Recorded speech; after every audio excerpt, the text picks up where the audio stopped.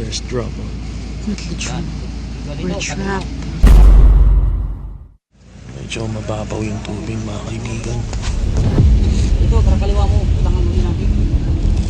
Low tide na low tide. Nabangga tayo. Low tide. So, mangyayari dito, baka ihatid tayo ng maliit na bangka kung hindi nila masolusyon. Pero they're doing their best. Huwag ka na naman talo dyan. Huwag ka na pupukot dyan. Hindi makakalis dyan. Huwag ka na pupukot dyan. Nabaw na talo dyan. Ano na kanina?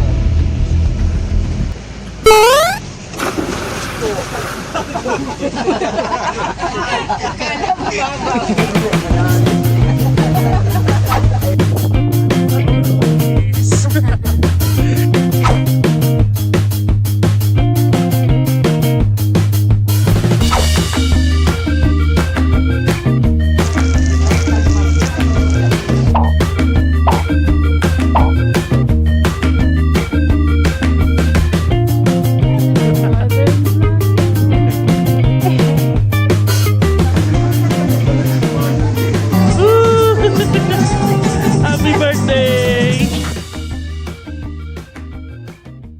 1032. San Fernando, Pampanga po, may wala. Wala pa sa biyahe, tulog na oh. Paano? Di natulog kanina.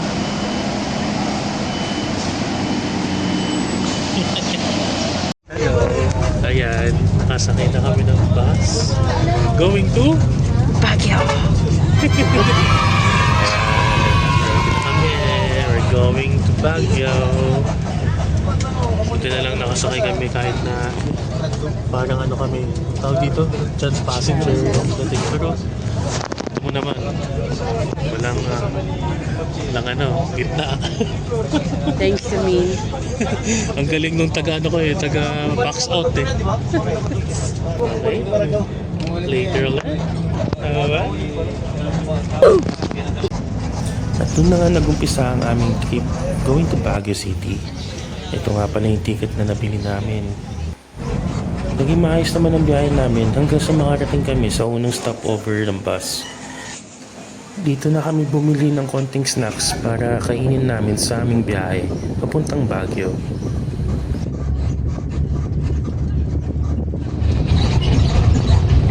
Sa totoo lang, hindi rin namin napansin ang paglipas ng oras habang nasa biyahe kami kasi natulog lang din kami sa buong oras ng pagbabiyahe. Pero pag nagigising kami, nagkukulitan na lang kami ng girlfriend ko. Kabulay ko na. Home sweet home. Ito talaga yung naramdaman namin habang nasa Baguio kami ni Oma. Ito rin kasi yung naparamdam sa akin ng Baguio mula nung nag-umpisa akong umakyat dito mag-isa. At ngayon kasama ko na siya.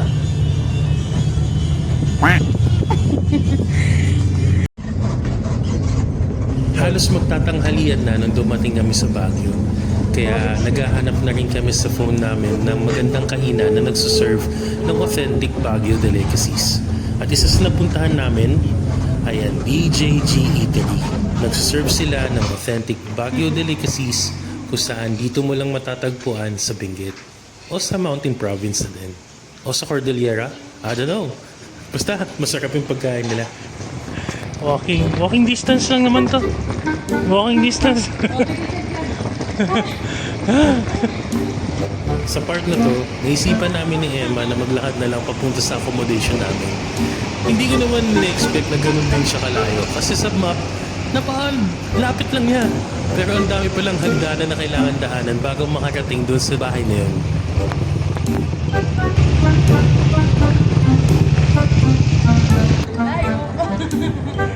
Hey, lapit lang yun. Okay ka lang dyan lang. Diba, walking distance lang naman to sa sa Victory Liner eh. Walking distance. Papunta Mega Tower 2 eh.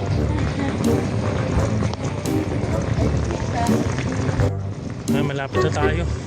Hindi ko na na-videohan yung place nung pagdating namin doon, pero meron akong nakitang video sa TikTok kung anong itsura nung tinuluyan namin doon.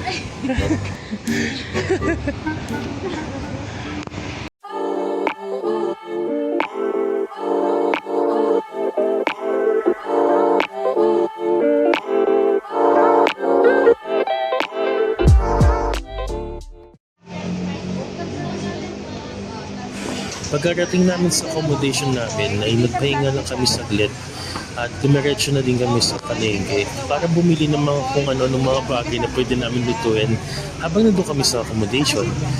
Actually, niluto lang namin ay sinigang, itlog at tinapa. Isa sa pinaka na-enjoy ko ay ang bumili ng mga snacks sa palengke dahil mura na, masarap pa, at okay din naman kumain-kain habang naglalakad-lakad sa palengke ng Baguio.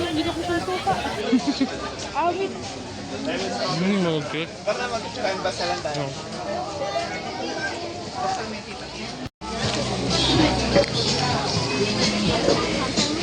Pasalubungan si Elaine. Dito na tayo sa gulay section. Dami. 2,000 years later. Aking napakagandang girlfriend, nagluluto. Hi. Anong niluluto mo? Yeah, boy. Wow. Nice. Wow.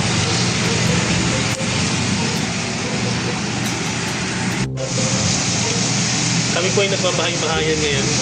What do you mean? What do you mean? Bonus. Naku, scam. May nag-text sa scam.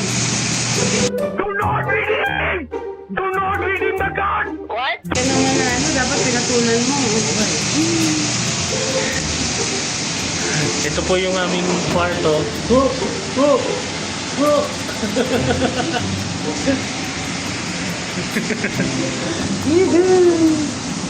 Condo style to, di ba? Tapos, ito yung kwarto. This is the labas. Madilim kasi. Bubong yan, pero ayun. Malapit kami sa cathedral. At yun lang yung view. Anyway.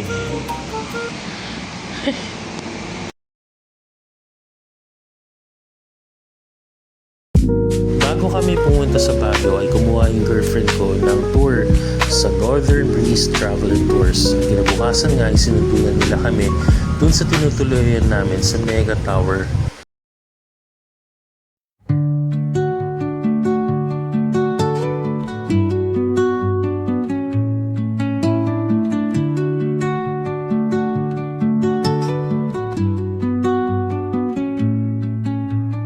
Under the boughs where the shadows play, the wind hums songs at the break of day. Whispering pines, secrets untold, carrying tales only the forest holds. Moonlight spills. Morning! Morning now.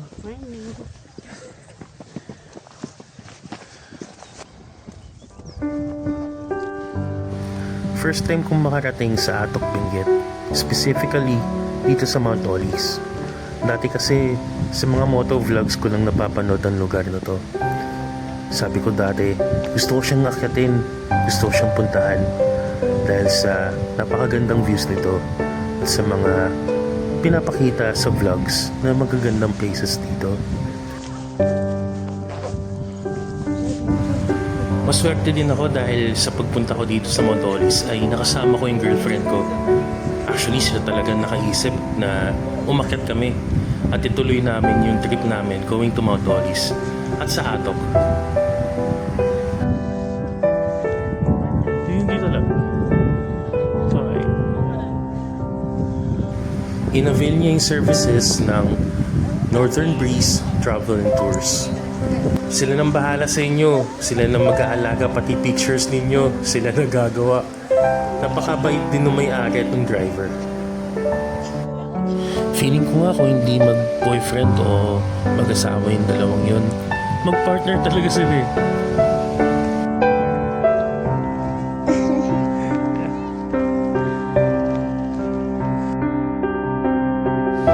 Grabe no, ang ganda talaga ng Pilipinas.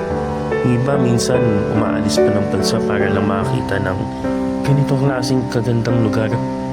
Pero di natin alam, few hours away from Manila, meron na ditong katulad nito. Makakasama mo pa yung mga mahal mo sa buhay, makaka-travel mo pa sila, at makikita mo pa lalo kung gaano kayo kasaya kapag magkasama kayong nag-travel. Minsan, napapaisip na lang ako, bakit kailangan ko pang lumayo? Nakita ko na yung pinakamaganda.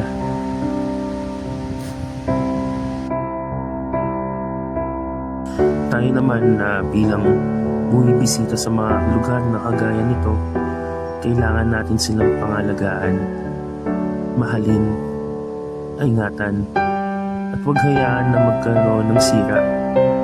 Dahil hindi na naman to para sa atin eh. Para rin ito sa susunod na henerasyon.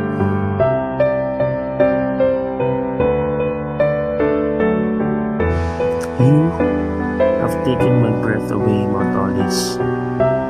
Napakaganda mo. Lalo na kapag sumisikat ng araw sa umaga. Higit sa lahat, pag dumadampi na ang liwanag ng araw sa mga pisngi mo.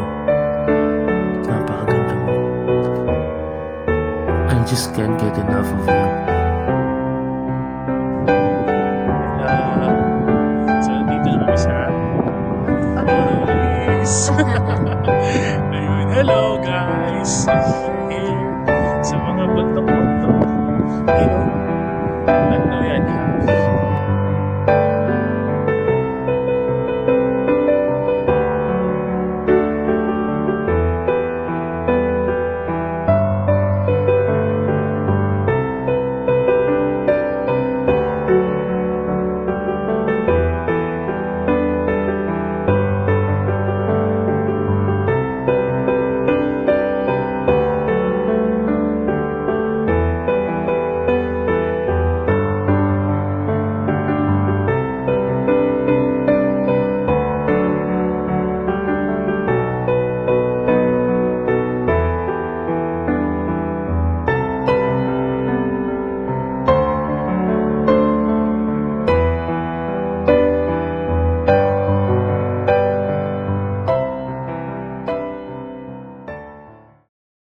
Okay. Okay lang po, sobrang ganda dito.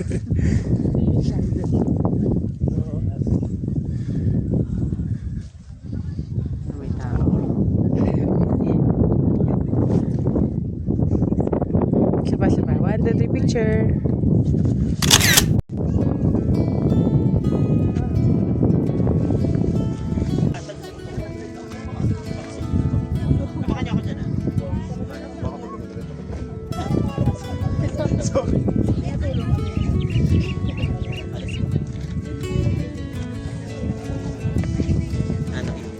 Ito yung buko. Are you okay? 7,000 above water. Above sea level. Hello guys.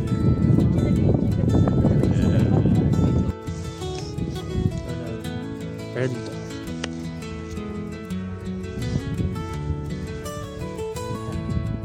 Hello. Hello. Oh, di ba? Ay nako. Buti na lang meron akong naka-red picture.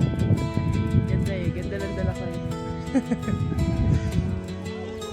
Ayun o. Love. Anong masasabi mo sa Mount Otis? Oh yeah. Mount Otis pa lang. Ako dapat rich contrast.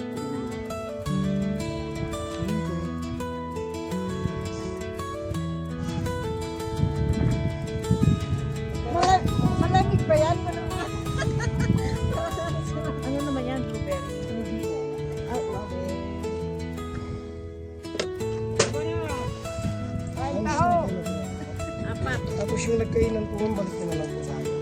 Para hindi ko matagal. Kung natapos na po kumain po. May plus na rito. Bawal po kasi sir, may ipon ng may ipon. Ang alin? Ito tayo. Maganda yung pwesto natin, Tony.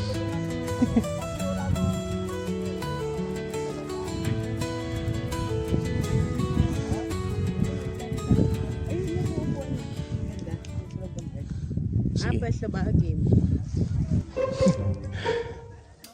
Anong masasabi mo sa ano? Ito. Dito tayo, ayun o. Oh.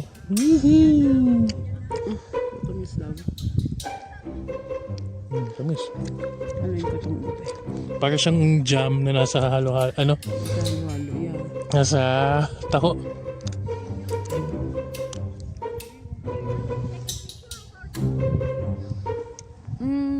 Ang tamis din.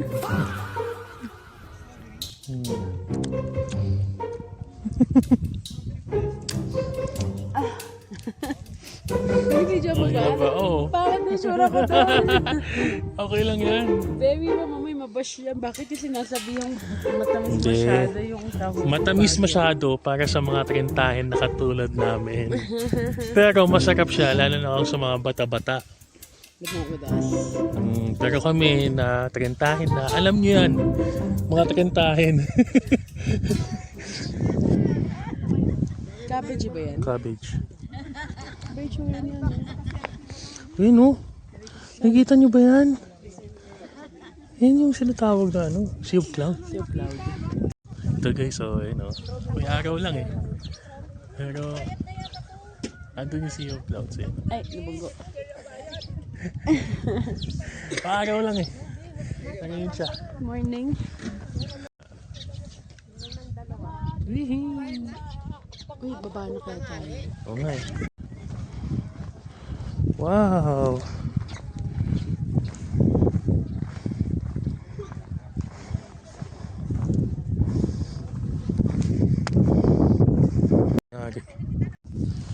Grabe, napakaganda dito, no, love? Mas napakaganda pa ng ano, ambience. So, napakaganda pa ng kasa. Ay, Eh, of course. o di wag.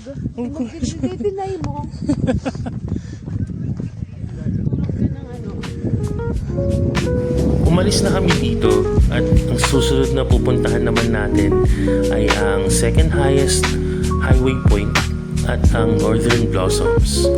Pero dito muna tayo magtatapos kasi ang haba na ng vlog, kaya panoorin niyo yung first vlog nito sa Calagua, sa yung second vlog doon sa Northern Blossoms. Bye-bye!